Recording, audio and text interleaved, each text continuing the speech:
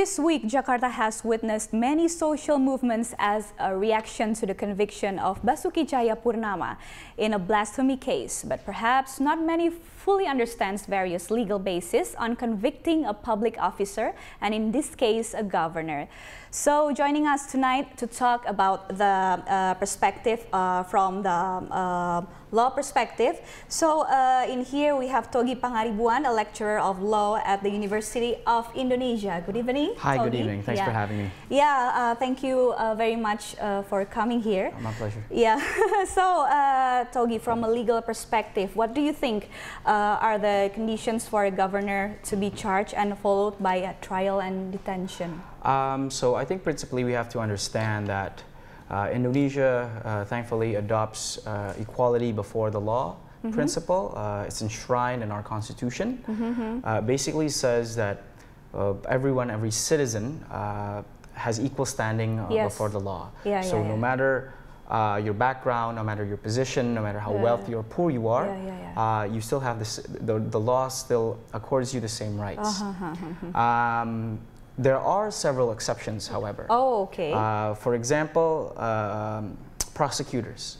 In the law regarding prosecutors, they are immune, not immune, sorry. In conducting their duties, if they are going to be investigated, the investigators must first seek an approval from the Attorney General.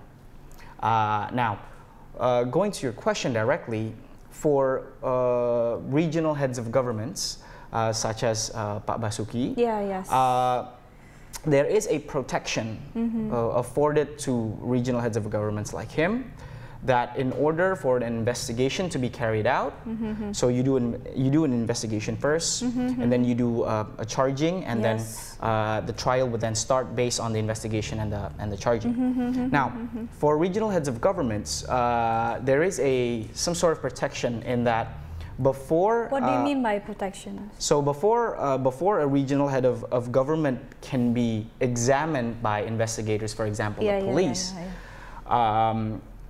The investigators must first request a permission from the president. However, this is only for corruption-related cases. Oh, so what about other cases? Now, only for corruption cases must an investigator seek a permission from the president.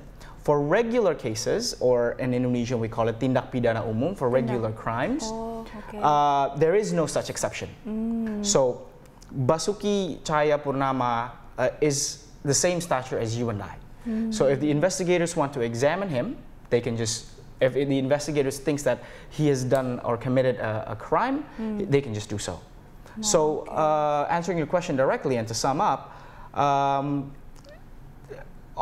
Basuki Tjahaja Purnama is in the eyes of the law is the same as you and I. Yes. So there's no special protection. There's only a permission must be sought if it's related to corruption. In the current case, it's not related to corruption. It's a general crime of blasphemy. Blasphemy. Oh, okay. So could you give me more example of similar cases like the one Basuki Tjahaja Purnama is convicted with? Okay. So I think before going that, I think it's also important to note that up until 2015, the Domestic Affairs Ministry has pointed out that there's about 343 heads of regional governments indicted, charged, and sentenced to prison. Most of them relate to corruption, regional finances, but some also general crimes. So this is a continuation of my first answer that, look, heads of regional governments, they are the same as you and I. They can be prosecuted, they can be punished by the law.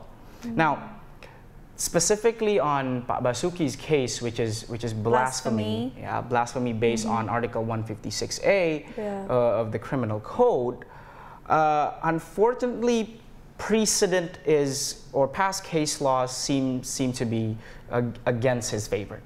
Why? Because this, no matter how people out there can say that this blasphemy law is outdated, and Indonesia basically already recognized that this blasphemy law is outdated because we've ratified the International Convention on Civil Rights and Political Rights through Law 12 of 2005. but the blasphemy article is still there in our criminal code. Oh. And it has been enforced throughout these years, and every enforcement of blasphemy laws, more often than not, they would lead to prosecution and then they would lead to criminal punishment. We've seen example of cases such as Lia Eden, yes, and then Ahmad Musadik of Gavatar.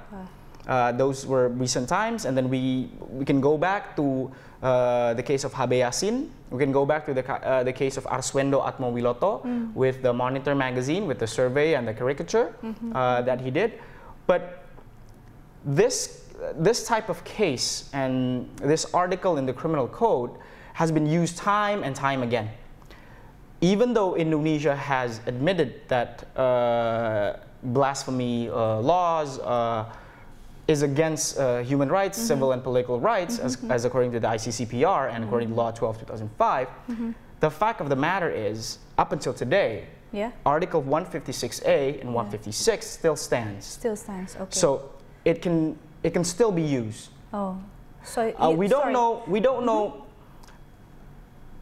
For the time being, it can still be used. And from what I heard and understand, the government and the parliament is currently formulating a new draft of the criminal code. Last I heard, this blasphemy article still stands. So it's still going to be there. Okay. So enforcement of blasphemy crime, I don't think it's going to stop. Now, as comparison, the United States and the United Kingdom, they've stopped using blasphemy laws since way back when. In the US since 1952, in the UK since 1697, if I'm not mistaken. Okay, what makes them not using that blasphemy laws anymore? Okay, so principally blasphemy laws. The principal reason is that it's considered a violation of a human right to express an opinion. That's one. And two, what's been mostly looked at is sometimes it's used in practice. Sometimes it's used as a tool of oppression from the majority to the minority. I see. In certain countries. Yes.